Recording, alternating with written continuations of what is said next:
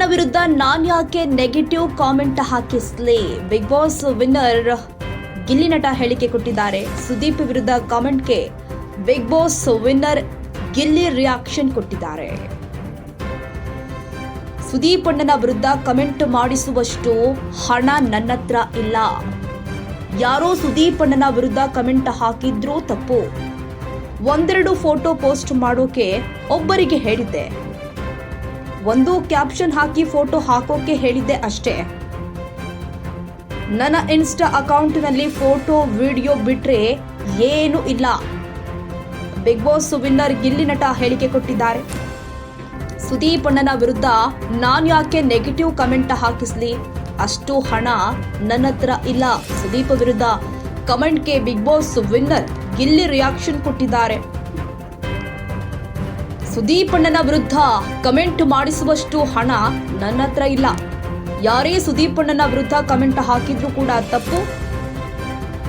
ಗಿಲ್ಲಿ ನಟ big boss 100 ವಿಜೇತ ಹೇಳಿಕೆ ಕೊಟ್ಟಿರುವಂತದ್ದು. ಸುದೀಪ್ ಅಣ್ಣನ ವಿರುದ್ಧ ಕಮೆಂಟ್ ಮಾಡಿಸುವಷ್ಟು ಹಣ ನನ್ನ ಹತ್ರ ಇಲ್ಲ. ಅಷ್ಟು ದೊಡ್ಡವನು ಕೂಡ ನಾನಲ್ಲ. ಯಾರೇ ಸುದೀಪ್ ಅಣ್ಣನ ವಿರುದ್ಧ ಕಮೆಂಟ್ ಹಾಕಿದ್ರು ಕೂಡ ಅದು ತಪ್ಪೇ. ಫಸ್ಟ್ ಹೇಳಬೇಕು ಅಂದರೆ ಮೇಡಮ್, ಈಗ ನಾನು ಅದರ ಟೀಮ್ ಕ್ರಿಯೇಟ್ ಮಾಡಿ ನೆಗೆಟಿವ್ ಕಮೆಂಟ್ ಮಾಡಿಸ್ತೀನಿ, ನೆಗೆಟಿವ್ ಆಗಿ ಏನೋ ಮಾಡ್ತೀನಿ. ನನ್ನ ಹತ್ರ ಅಷ್ಟು ದುಡ್ಡು ಇಲ್ಲ ಮೇಡಮ್, ಅದನ್ನೆಲ್ಲ ಮಾಡಿಸುವಷ್ಟು. ಆಮೇಲೆ ಈಗ ನೆಗೆಟಿವ್ ಕಮೆಂಟು ನೆಗೆಟಿವ್ ಆಗಿ ಮಾಡೋರೆ, ಈಗ ನಾನು ಅದನ್ನು ಇಟ್ಟು ನಾನು ಮಾಡಿಸ್ತೀನಿ ಅಂದರೆ ಅದಂತೂ ಒಪ್ಪಲ್ಲ ಮೇಡಮ್. ಆಮೇಲೆ ಯಾರೇ ಮಾಡಿದ್ರು, ಈಗ ಸುದೀಪ್ ಅಣ್ಣನಿಗೆ ಆ ಥರ ಮಾಡಿರೋದು, ಈಗ ಸುದೀಪ್ ಅಣ್ಣನ ನಾವು ಎಷ್ಟು ಇಷ್ಟಪಡ್ತೀವಿ ಅಂತ ಗೊತ್ತು ಎಲ್ರಿಗೂ.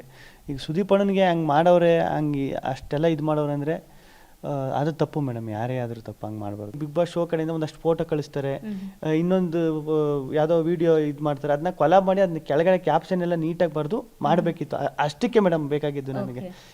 ಅದಕ್ಕೆ ಅಂತ ಒಬ್ಬರು ಇರಬೇಕು ಅಂತ. ಅದು ನನಗೆ ಗೊತ್ತೇ ಇಲ್ಲ. ಇದು PR ಅಂದರೆ ಏನು, ಎತ್ತ, ಯಾವುದು, ಯಾವ ಥರ ಏನೂ ಗೊತ್ತಿಲ್ಲ ಮೇಡಮ್.